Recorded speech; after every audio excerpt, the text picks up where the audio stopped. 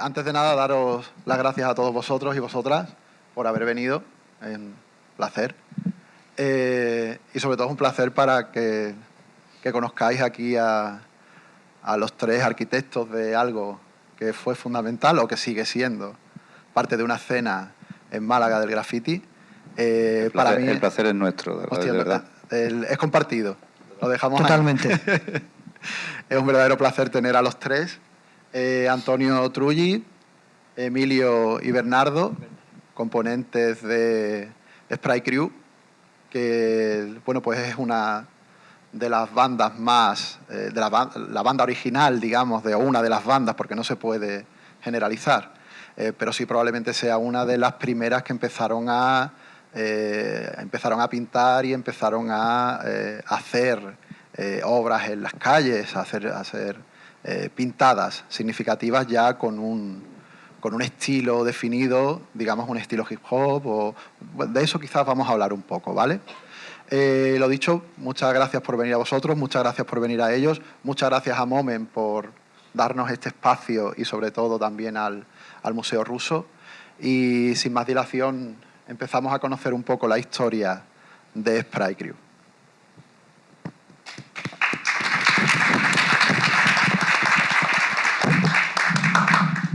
Al tiempo que voy a ir haciendo la entrevista a ellos, voy a ir pasando una serie de imágenes a las que ellos probablemente podrán mirar de reojo y seguir la conversación. Es probable que nos quedemos en 2 o 3 preguntas, ¿no? Porque al final va a ser casi una conversación entre amigos recordando viejos tiempos. Lo primero que quería preguntaros es, ¿había alguien más aparte de vosotros tres? Me refiero, ¿formaba Spray Crew... ¿formaba la banda alguien más o erais vosotros tres? No, siempre hemos sido nosotros tres desde el principio. Ajá. Desde los orígenes. Inicialmente cada uno pintábamos por nuestra cuenta, pero sin llegar a hacer el grafiti. Habrá visto algunos bocetos por ahí que después veréis las proyecciones. Hacíamos pintaditas y demás, pero la primera pintada la hicimos los tres juntos. Esa es reciente. Lo que estás diciendo es que cada uno de vosotros pintaba antes de que os conocierais. Sí, pero no pintábamos graffiti, me refiero que pintábamos en los bocetos, hacíamos muchos bocetos, estábamos siempre pintando, hacíamos cómics, hacíamos un montón de... O sea, que había un previo a la pintura en la calle. Sí. Vosotros hacíais bocetos de grafitis, pero no salíais a pintar a la calle todavía. De hecho, incluso vosotros pintasteis, hicimos algo en paralelo que después lo subimos con el tiempo. O sea, yo pinté en el muro de mi colegio, que era el Colegio Platero, no era un graffiti, pero era un mural en uno de los muros, y ellos hicieron lo mismo en su... Nosotros hicimos el de breakdance. Sí, en el recreo del colegio, que nos dieron... porque todo esto viene a raíz del breakdance, ¿no? Y del hip hop de aquella época. Entonces, como estaba de moda en el año 84, pues él y yo, tú también, pues pintaríamos y bailaríamos, pero por separado. Entonces, nuestra primera pintada y el primer graffiti que yo creo que yo vi, siempre lo digo, es el que hicimos nosotros. Sí. Porque los grafitis que habían en la calle eran de protestas políticas, de no al aborto, día huelga no sé qué, son cosas así, ¿no? Viva Franco, pero como... Sí, el graffiti protesta, ¿no? El graffiti o bueno, político. Bueno, exactamente. Pero como pintada fue la que hicimos él y yo, la que hicimos en el recreo, que nosotros conociéramos, y que hicieron fue en el recreo, donde bailábamos. Porque los profesores en aquella época tuvimos suerte, tuvimos unos profesores muy vanguardistas, nos dejaban bailar, nos apoyaban, que aquí bailáis en el recreo. Bueno, sí, queremos un graffiti aquí donde bailamos nosotros. Pues venga, los botes de spray, pues venga, ¿cuántos botes? Pues 7, 8, 9, 10, ¿qué color es esto? Nos daban la pasta y vamos a la ferretería, comprábamos por lo que había, que eran unos botes de spray así de pequeñitos, que eran botes de spray para las bicicletas, para los coches, para las motos, ¿verdad? Mayormente. Y para la ferretería. Y con eso él y yo hicimos nuestra primera pintada. Entonces ahí es donde yo digo, esto es un graffiti. Sí, porque lo que hicimos nosotros... Porque lo hemos pintado y lo veo. No está en Madrid, no está en Barcelona, no está en otra parte de Málaga y he visto. No. Que seguro que en Sevilla, en Granada, en Barcelona, otros hicieron lo mismo que nosotros. Sí, sí, eso seguro. Segurísimo. Sí, de hecho es de lo que vamos a ver, vamos a tratar aquí, ¿no? A ver dónde está el origen, dónde lo encontrasteis vosotros, vuestras influencias. Respecto de lo que estabais comentando, tiro un poco del hilo de lo que decías de pintar y de bailar en el cole, ¿no? ¿Erais una crew exclusiva de graffiti o practicabais otras disciplinas de eso que nos llegó a nosotros como el hip hop? O sea, ¿erais los hombres hip hop?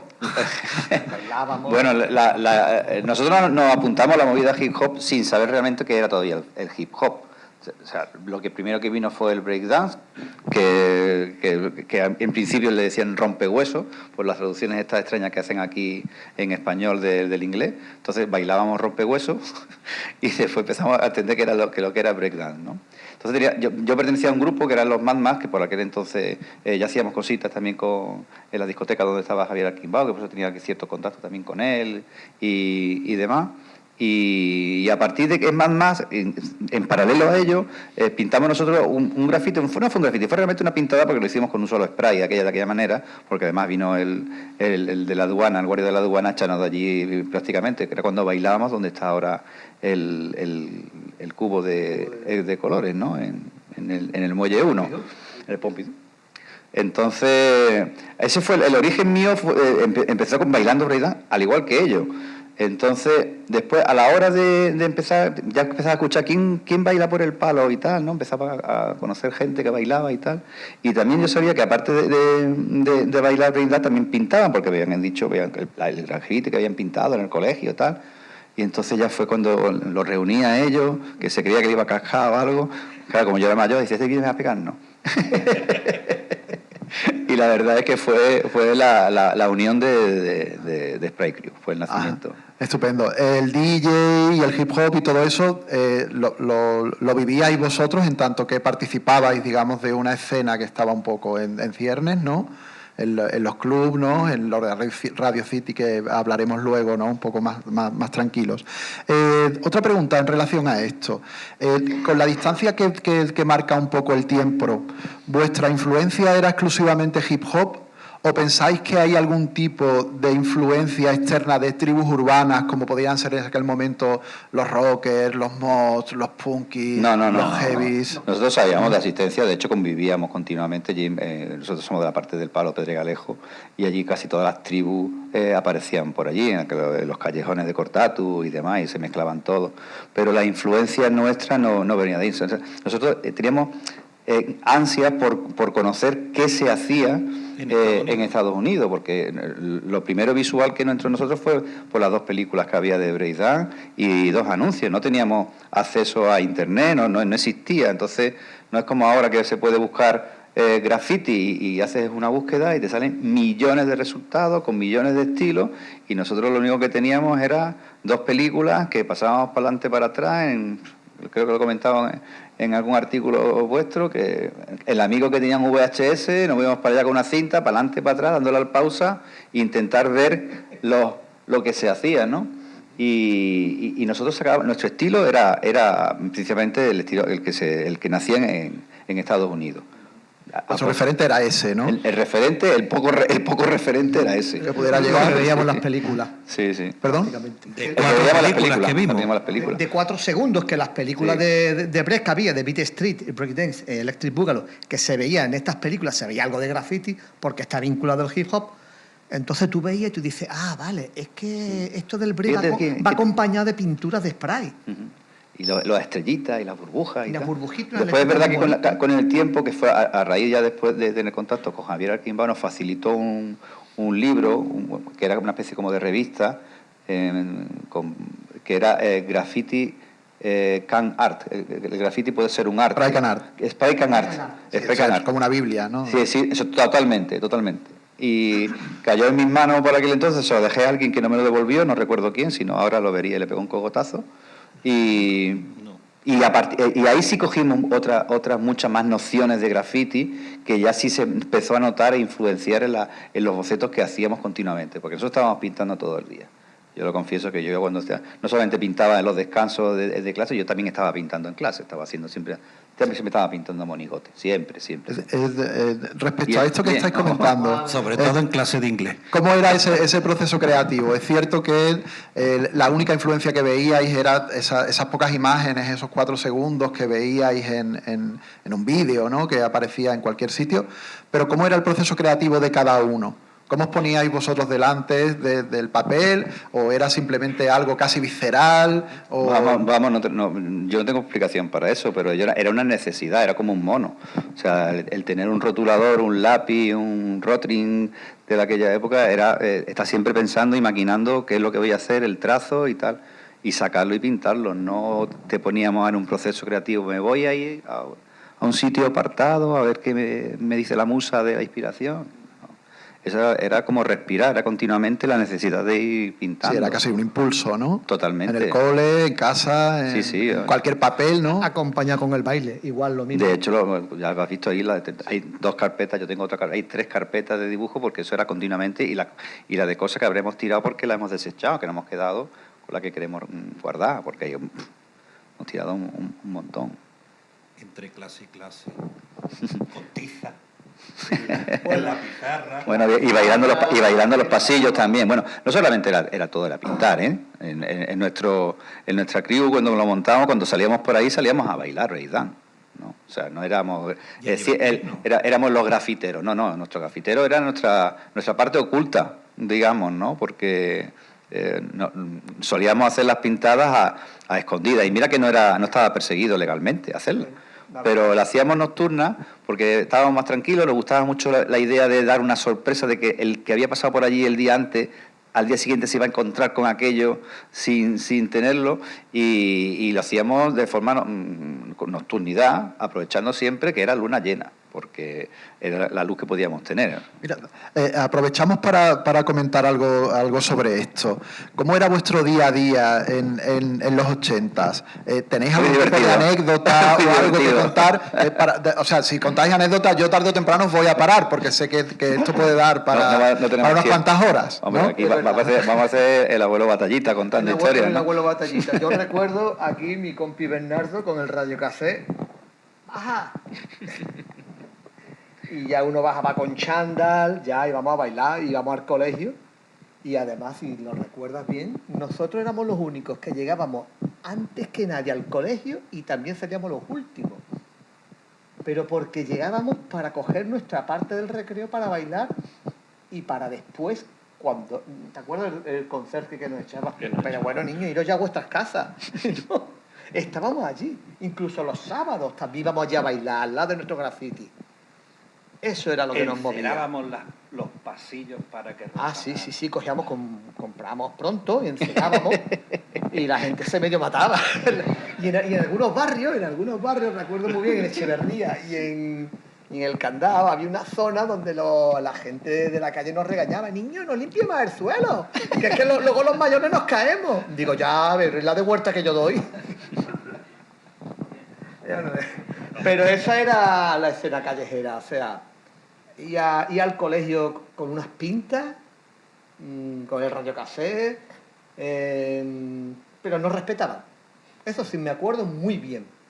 La gente nos veía nada más que con las pintas, las zapatillas, los cordones. Estos son breakers, estos son b-boys. ¿Te acuerdas cuando llegamos ya al Torre del Mar una vez? Sí. Estaban allí los esquines y decían, estos son los que se hacen llamar breakers. Entonces los primeros... Los duros de la calle, pero de verdad. Sí. Estos son los que hacen llamar breakers. No, porque estos bailan, estos, cuidadito, ¿eh? Estos están preparados, estos no son 4 canijos. Y pasabais el día en la calle, ¿no? En última instancia. Y eso, y luego los bocetos, las carpetas a cuestas, los botes de spray cuando había que pintar. Y siempre en el colegio, fuera del colegio, en casa, era eso lo que dice Trulli, un mono. Mono constantemente. No quiero lanzar todavía la bomba, voy a hacer un par de preguntas más. ¿Reconocéis algún acontecimiento o un acontecimiento que sirviese como punto de encuentro para una escena que estaba todavía por crearse? O sea, algo que sucediera que fuese un lugar que os permitiese reuniros, que os permitiese juntaros con otra gente. El Paseo del Parque. El Paseo del Parque era el punto de encuentro de toda la movida. skater, patinadores, breaker. Era el inicio. Es verdad que después los breakers nos fuimos apartando un poquito más y nos fuimos más a la zona del Paseo de la Farola, pero el punto de encuentro inicial de todo el mundo, era el paseo, al final del paseo, o el inicio, según como lo mire, del Paseo del Parque. Para nosotros es el inicio y para la otra gente es el final, ¿no? Porque es junto a donde está ahora la Fuente de las Tres Gracias. Entonces justo ahí se juntaba todo el mogollón, breakers, patinadores, bueno, era... Y creo que de ahí nació ya la idea de Juvensur. A partir de ahí, de trasladar todo eso allí, porque era brutal. O sea, que era un movimiento real, o sea, mucha gente se reunía allí y pasaba horas. De todas partes de Málaga, o sea, venían de todo, o sea, todos los grupos terminaban allí. Ese fue el punto inicial de reunión de todo, fue el Paseo del Parque. Sin duda. Mira, pues no lo conocía yo tampoco ese momento. Te tienes que preguntar a cómo eres de los patines. Paco. Paco. Paco Núñez. Paco habla también de eso, Paco Núñez. Paco Núñez se pegaba unos saltos de 4 o 5 tumbados y empezó allí. Ese es también de la vieja escuela, pero de los primeros molinos se hicieron allí en el Paseo del Parque. Y con patines. Yo he hecho molino con patines. No, eso te deja abierto, pero vamos. Sí.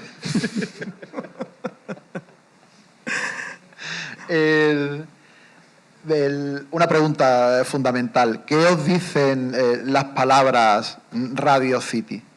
Hombre, por favor. Venga, cuéntalo tú. Radio City ¿Qué podéis contar de esos murales? Porque yo, cuando hablé con vosotros por primera vez, yo recuerdo aquel Radio City mítico, del que todos, quizás los escritores de segunda y de tercera generación, recordamos que es a la salida de San Andrés y a la entrada de Málaga, donde estaba el instituto. Es el graffiti de Radio City. Graffiti de Radio City, nosotros lo consideramos, ahora con el tiempo, cuando lo hicimos, no lo hicimos con esa intención, la semilla. Sí. La semilla que sembró en generaciones futuras, como la vuestra y todos, algunos chavales por ahí que me están diciendo que además yo estoy encantado que os acercáis y me lo digáis, con 20 y tantos años que siguen en la movida, que lo están haciendo y demás. Pues fue ahí cuando empezó la siguiente generación, empezaron a nacer de ahí. Eso lo consideramos la semilla. Pero el graffiti de Radio City viene por Radio City. Radio City es... ¿Qué era Radio City? Radio City era un pack que montó Javier Arquimbao de los 40 principales, allí en calle Mendívil. Y era un punto de encuentro también para toda la gente que nos gustaba la música que no era típica de los 40 principales. Fíjate que después Javier terminó los 40 principales. Bueno, de hecho estaba en los 40 principales. Sí, en aquel momento estaba Radio Torremolinos. Él movía el hip hop en Málaga. Él empezó a moverlo de forma... Después Radio Torremolinos se integró a los 40 principales, que estaba Javier Arquimbao y Javier Caballero. Y montaron... Javier Caballero tiene una tienda de discos de importación allá por el compositor Lembre Ruiz. Y Javier Arquimbao traía la música de importación, la mejor música del mundo la traía Javier Arquimbao allí en Radio City. El sample, City. ¿Te acuerdas cuando trajeron el sample? Lo probaron allí. El sample... Los scratching allí. En la misma ¿Eso no fue en la discoteca Max? ¿Con el DJ que dio discoteca Max que tenía el primer sample? Eso no fue en Radio City. No me acuerdo. No, eso fue la discoteca Max. Fernando de la discoteca Max. Fue el que tuvo el sample, que lo flipábamos también. Con Fernandico. Algo más que comentar sobre esto era, me decís que era un club, ¿no? Sí. Que era un club donde la gente iba pues a relacionarse, a pasar las noches, ¿no? A bailar. Y hay una anécdota muy graciosa que me acordé a raíz de que me preguntaste también por Radio City, y es que no solamente íbamos la gente de la movida de allí de Málaga, era un sitio muy conocido también por todos los americanos que cuando llegaban los barcos se iban allí. Era muy por el tipo de música que se ponía, ¿no? Porque antes de llegar aquí a España, por delante estaba ya Javier Arquimbao poniendo esta música de importación con 3 semanas, incluso un mes de antelación. Y iban allí a bailar su música. A bailar, pero después resulta, era muy gracioso, esto por palabras de Javier Arquimbao, y me lo creo porque una de estas es muy graciosa, llegaban los tipos estos y se ponían a bailar pero con sus cascos y escuchando su música. O sea, allí partiéndose los cuernos, Javier Arquimbao poniendo la música mejor del mundo, y estaban allí ellos con sus cascos, allí a su rollo, bailando, y era muy divertido, sí. Respecto de los grafitis, de las pintadas que hicisteis de Radio City, ¿nos podéis comentar algo a este respecto? ¿Cómo fue pues porque entiendo que al final era publicidad de un club, ¿no? Era prácticamente él nos contrataba para que le hiciésemos pintadas y él buscaba los sitios estratégicos, ya fuese El primero fue en el tren, en la terminal de que estamos hablando, porque él decía, es que aquí todo el mundo pasa, ya sea de Sevilla, de Córdoba, de Torremolinos, todo el mundo va a ver Radio City y lo va a relacionar con el pub, Disco Pub Radio City. Pero no poníamos para Radio City ni poníamos calle. Él decía, no, Radio City, que la gente hable de Radio City. Cuando hable de Radio City lo van a asociar. Eso es. Javier Quemado siempre ha tenido una publicidad muy, muy buena, es un crack. Y nos daba de libertad, decía, mira, yo lo quiero aquí, pero como lo hagáis, de tal, no sé cuánto necesitáis en pintura. Nosotros calculamos, venga, tanto, toma, en pintura, bueno, y después también ganábamos algo con ello, ¿no? Sí, eran vallas publicitarias, porque él es verdad que él es muy buen publicista, locutor de radio. Entonces, quiera que no, él tenía el conocimiento de los sitios estratégicos por donde pasaba mucha gente para la playa, como las que hicimos aquí en la playa por carretera Cádiz. ¿Cuántas más hicisteis? ¿Estas de la entrada a la estación? Esta estación, por la Misericordia, en El Palo hicimos también, en Torremolinos también. En los Astilleros Nereo, en Pedregalejo. Sí. Es que él ¿Tenéis veía documentos gráficos de eso? ¿O los pocos que tenéis? Las pocas fotografías que estáis viendo aquí, excepto estas últimas que la habéis hecho vosotros con una pedazo de cámara que parece que es un reportero de guerra, lo que teníamos nosotros era una coda normal y corriente que la mayoría de las veces ni enfocaba. Fíjate tú esto. Aquí esta cabeza se supone que es la mía. O sea, ahí no es una mancha de color. Eso en el instituto. Esta fue la primera nuestra. De noche, entonces cuando íbamos a revelar la foto, la mitad no salían. Sí, bueno, que con esto debutamos para que lo viera Javier Artimbao. Sí, con esto fue con lo que nos vendimos. Y el decir, vale, esta gente me van a hacer pintadas. Sí. Y era Radio City cada 2x3. Y con las pinturillas que sobraban, con lo que sobraba de lo que le hacíamos a él, pues nosotros hacíamos nuestras cosillas también. Pero muy poco, ¿verdad? Tampoco nos... ¿Sobraba pintura? Sí. Muy poco. Percibo por lo que contáis que vosotros el tema del bombing era algo que ni siquiera entendíais, ¿no? Vosotros erais spray crew y ibais a pintar spray crew y lo que encartase, pero bombardear con vuestro tag, con vuestra firma... Alguna vez lo hicimos, pero no era algo que nos llamaba mucho la atención ni protagonismo. Yo creo que una vez nos dio por hacerlo en el culo de un autobús, ¿verdad?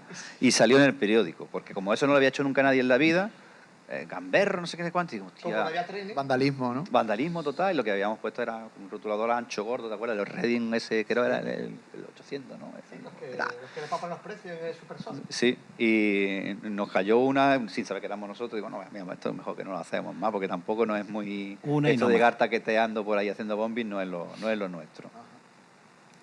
De todas maneras, cuando salíamos por ahí, lo que menos queríamos era llamar la atención.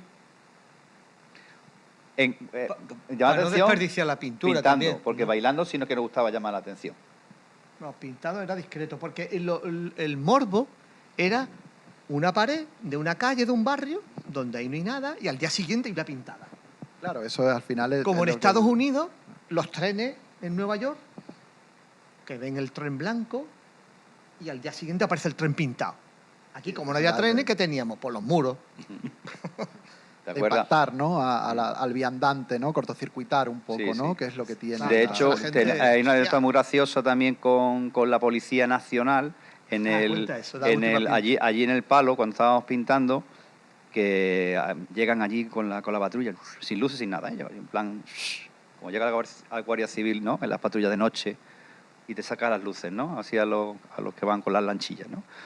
Y nos tiran las luces, y claro, nos quedamos así. ¿Qué hacemos? Como conejos cuando nos alumbran. Sigue pintando. Pues seguimos pintando. No, digo, pero si no estamos haciendo nada malo, porque el muro, es verdad que el muro habíamos preguntado a las monjas a quién pertenecía el muro. Y la monja decía que eso era de Marítimo. Marítimo no sabía de nadie. Pues si aquí el muro no es de nadie, pues podemos pintar lo que queramos. Claro.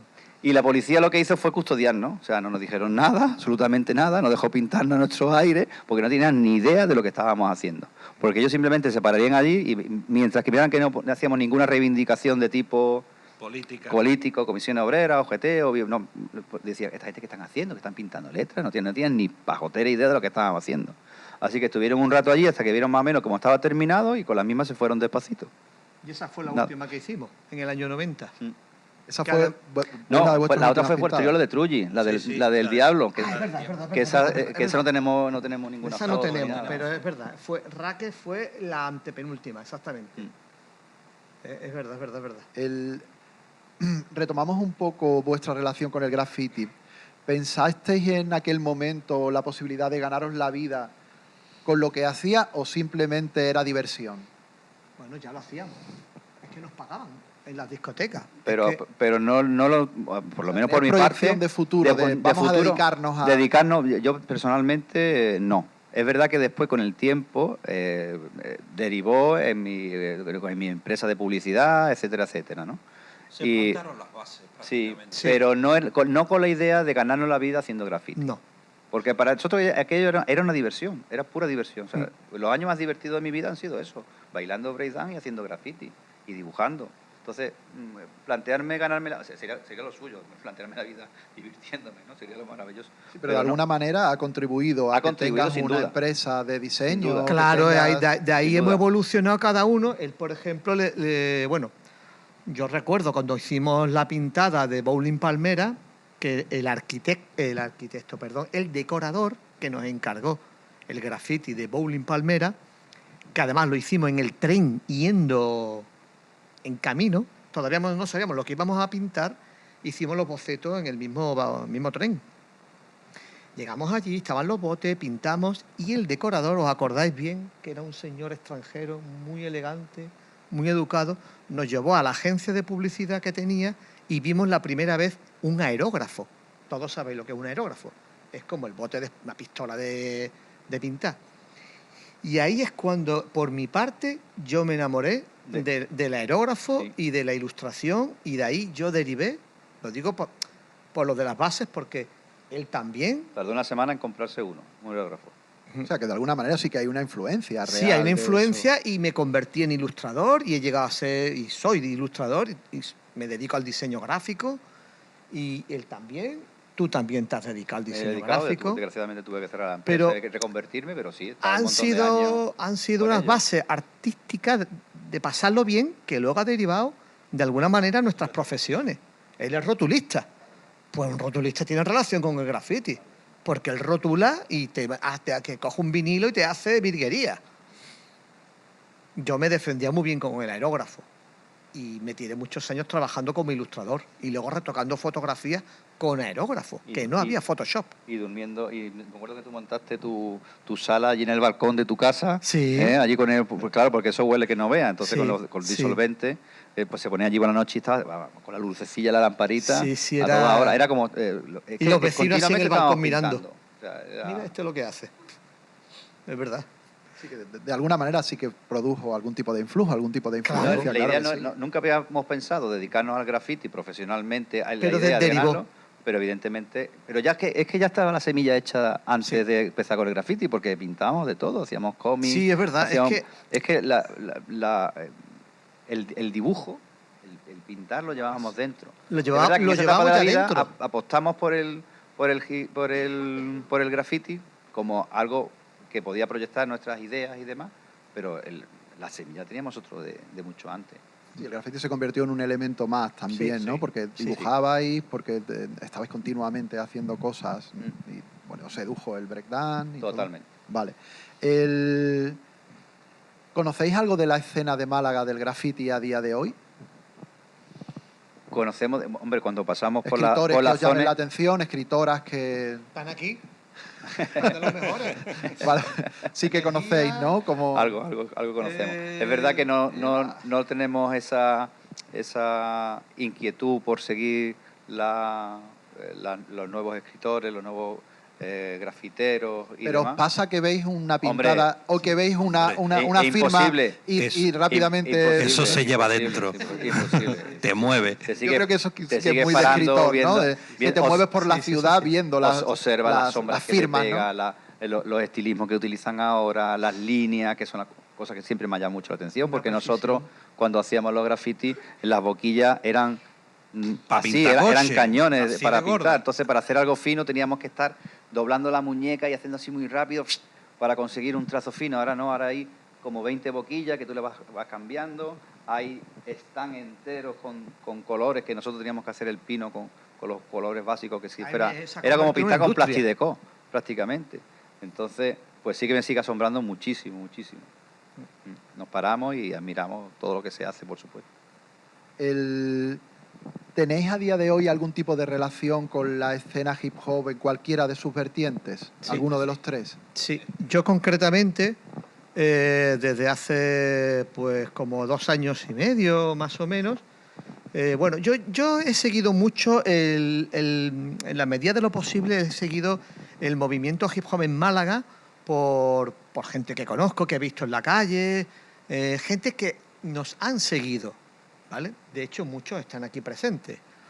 Entonces, aquí en Málaga está el Círculo Breaker, por ejemplo, que es una asociación sin ánimo de lucro que une el break y el graffiti y todo lo que lleva el hip hop. ¿Y dónde está la asociación? Eso está en el polígono La Estrella, en calle Parauta, número 28, y allí entras y aquello es un paraíso. Yo siempre se lo digo, yo doy, todavía nunca han venido, pero allí, desde hace 1 año y medio, casi 2, asisto 2 veces por semana, entre ellos. En lo que puedo, bailo, y mi hijo, que también, aquí el pequeñito, lleva la camiseta, que es componente también, ya el Benjamín de Spray Crew, pues él va allí a sus clases, él baila, él allí compra sus botes de spray, ya ha hecho unas cuantas pintadillas, Gamberdín. Que, por cierto, tenemos que hacer alguna chula. Y ese es el contacto que yo tengo ya muy, muy, muy directo. De hecho, hace poco, bueno, la semana pasada estuvimos en lo que son las Jamon. Las Jamon son eventos solamente de break, de baile, pero vamos, que en estos eventos te puedes encontrar a alguien rapeando, graffiti, está todo unido ahí. Cosa que no existía antes, no había nada de eso. Y ahora, gracias a los medios de comunicación, a Instagram y todo, te enteras de un concurso de... Alguien de aquí me ha comentado hace un rato que hay un evento ahora también en la nave, en Camino San Rafael, y estas cosas no existían antes.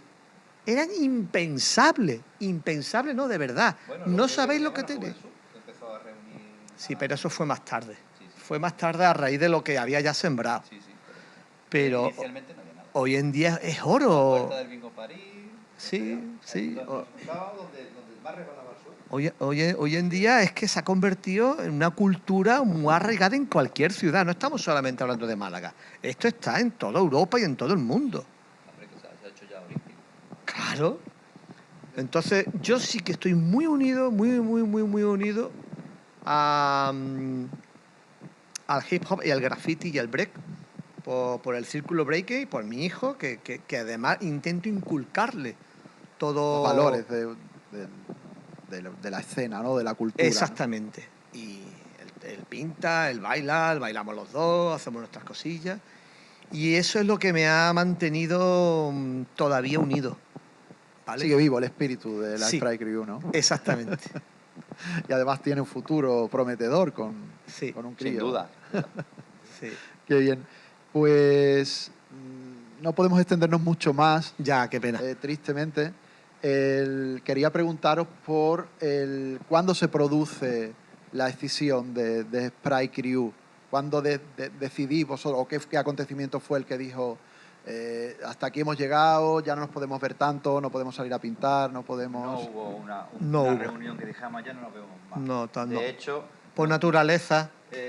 Empezamos a salir por distintos sitios. Es verdad que no vamos a echar las culpas a las novias, pero tuvieron bastante que ver a la hora de elegir a dónde salíamos, dónde no salíamos, y empezaron un poco, se empezó a disolver de esa manera, pero siempre mantuvimos el contacto. La escuela de arte. Siempre mantuvimos el contacto, nunca dijimos, bueno, hasta aquí se acaba Spray Crew, ¿no? Spray Crew, yo siento que sigue existiendo, aunque no tengamos esa actividad.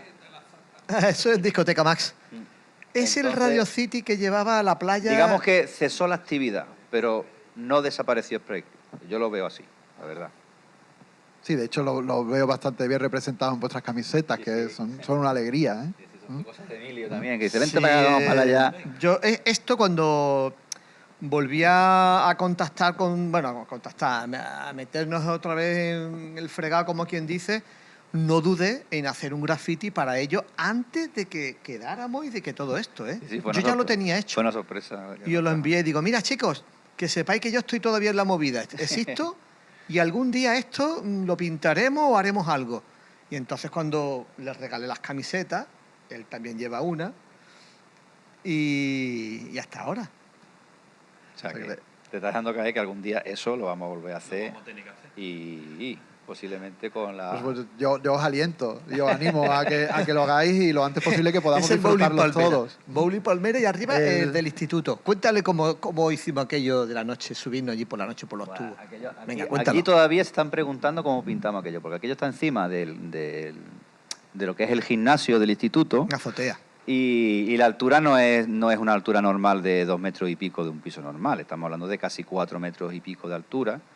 Y claro, como decían, ¿cómo habéis llegado allí? ¿Llegasteis con escaleras por la noche? Nada, allí lo que hicimos fue medio Spiderman, por las tuberías de desagüe, subimos, escalamos, trepamos allí, nos lanzamos, como siempre, ¿no? De noche con la luna, y hicimos la pintada y al día siguiente estaban todos alucinando. El instituto estaba, ¿eh? Porque eso se ve desde todas las clases desde el instituto, mirando hacia el gimnasio. Está ese grafiti. Que sigue estando, que sepáis que eso existe. Sí, hombre, más deteriorado evidentemente porque es pintura de coche, por eso ha durado tanto. Si voy a hacer una pintura normal y corriente yo ya estaría comido. Pero como es pintura de coche, que es lo que teníamos entonces, pues ha aguantado. Deterioradísimo, pero si pasáis por el Instituto del Palo veréis todavía el grafiti ahí. Es lo único que queda en pie de todo lo que hemos hecho. Que fue la primera que hicimos en grupo. 87. Y esta es el Bowling Palmera. Y esto es la discoteca Max. Hacíamos muchas pintadas por encargo, porque como también es verdad que Javier Arquimbao conocía todas las discotecas, todas las movidas, entonces en Torremolinos había muchas discotecas de Málaga que tenían esta decoración hecha por nosotros. Porque nadie pintaba graffiti. O sea, ya empezábamos a ganar dinero decorando para las discotecas con Esto graffiti. era porque él hacía la publicidad en la radio de estas discotecas, como es normal, y entonces a los que eran amigos también les decía, mira, yo estoy haciendo unos grafitis y tal con unos chavales, y te interesa también hacerlo, porque esto es publicidad y te va a salir... le compras los sprays, le pagas cualquier cosilla de más y te decoran el local. Te lo decora el local, te pasa un grafiti de puta madre. Y entonces a los más allegados de él se los decía, que entre ellos Discoteca Max. ¿Y cuál era el otro en Torremolino? Que también Disco Stop. El Disco Stop. Disco Stop. Correcto. Disco Stop, que estaba cerca del Number One. Exactamente. Iban allí también los rollers. Ajá. Pues antes de despediros, a lo mejor un par de minutillos, un par de preguntas máximo, para que no nos, claro que para sí, que no nos regañen. lo que queráis. ¿Alguien quiere preguntar algo a esta familia? Si no... Venga, animaros. A ver quién quiere preguntar, el que quiera. Si hay alguna mano levantada... ¿Quiere preguntar, por favor? Venga, y después te pones a rapear.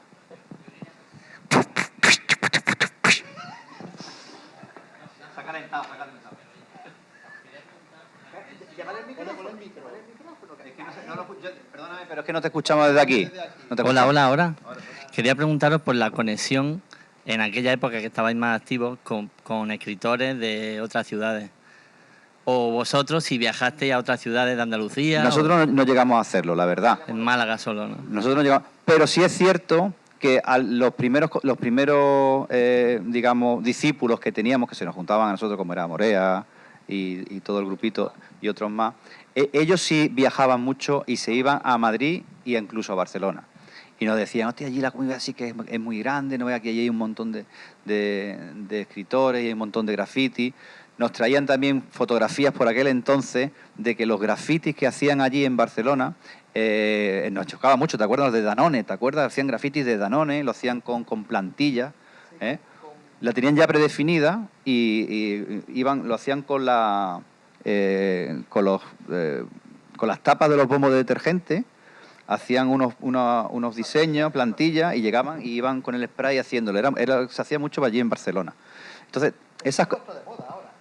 Sí, lo he visto también, sí, en algunos grafitis por las calles de Málaga. Entonces, ellos nos transmitían esa información también, pero nosotros no teníamos la suerte de poder viajar más allá de Fuengirola. No nos podíamos permitir eso. Supongo que eso será también una segunda parte, una siguiente generación de escritores de graffiti. Ya, sí, ¿no? sí, eso era ya la siguiente generación que empezaban ya a coger influencia de otras ciudades. Nosotros, desgraciadamente, la influencia que teníamos era lo poco que vimos en los vídeos y aquel maravilloso libro que para nosotros es como una Biblia, la de Spray Can Art. Gracias.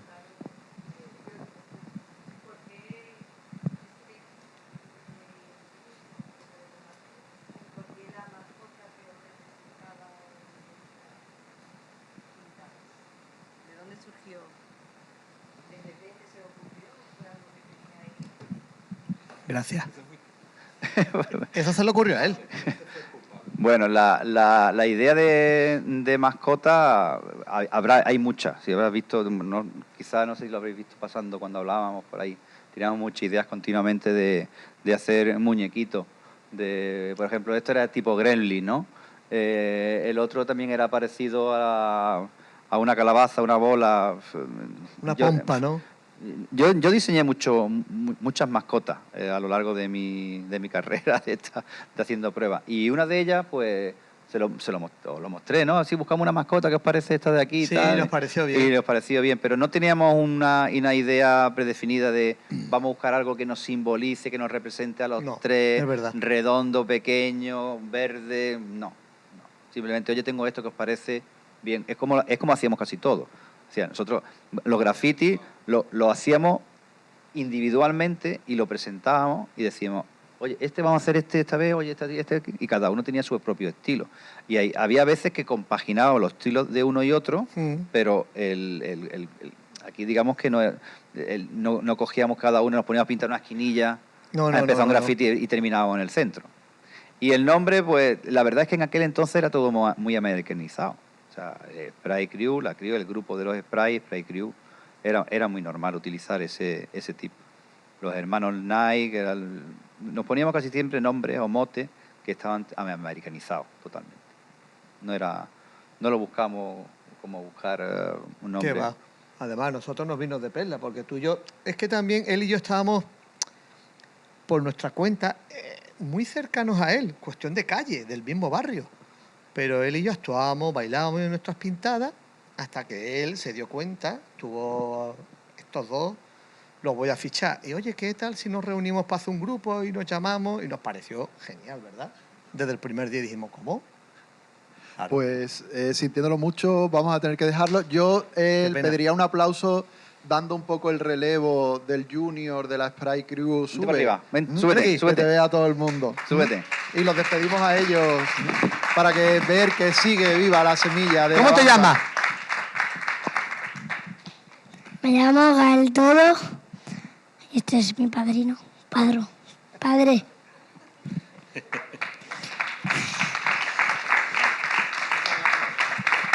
Aquí está el futuro. Gracias a todos por asistir. Muchas gracias. Hasta luego.